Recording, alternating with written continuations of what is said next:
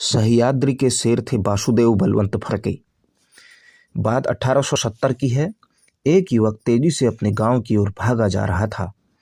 उनके मुंह से माँ माँ शब्द निकल रहे थे, पर दुर्भाग्य कि उसे माँ के दर्शन नहीं हो सके।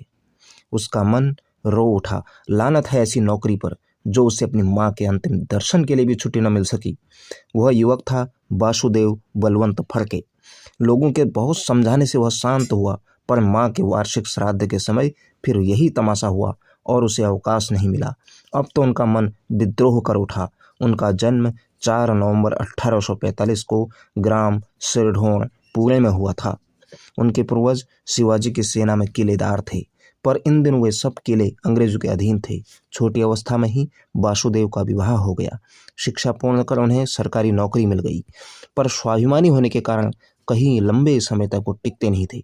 महादेव गोविंद रानाडे तथा गणेश वासुदेव जोशी जैसे देशभक्तों के संपर्क में आकर फड़के ने स्वदेशी का व्रत लिया और पुणे में जोशीले भाषण देने लगे। सन 1876-77 में महाराष्ट्र में भीषण अकाल और महामारी का प्रकोप हुआ। शासन की उदासी देखकर मन उनका व्यग्र हो उठा। अब शांत बैठना असंभव था। उन्होंने पुणे के युवकों को एकत्र किया और उन्हें सह्याद्री की पहाड़ियों पर छापामार युद्ध का अभ्यास कराने लगे। हाथ में अन्न लेकर ये युवक दत्तात्रेय भगवान की मूर्ति के सन्मुख स्वतंत्रता की प्रतिज्ञा लेते थे। वासुदेव के कार्य की तथाकथित बड़े लोगों ने उपेक्षा की, पर पिछड़ी जाति के युवक उनके साथ समर्पित भाव से जुड़ गए।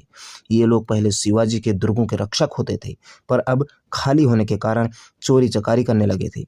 मजबूत टोली बन जाने के बाद फड़के एक दिन अचानक घर पहुंचे और अपनी पत्नी को अपने लक्ष्य के बारे में बताकर उससे सदा के लिए विदा ले ली।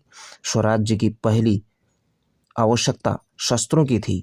अब वासुदेव ने सेठों और जमींदारों के घर पर धावा मारकर धन लूट लिया।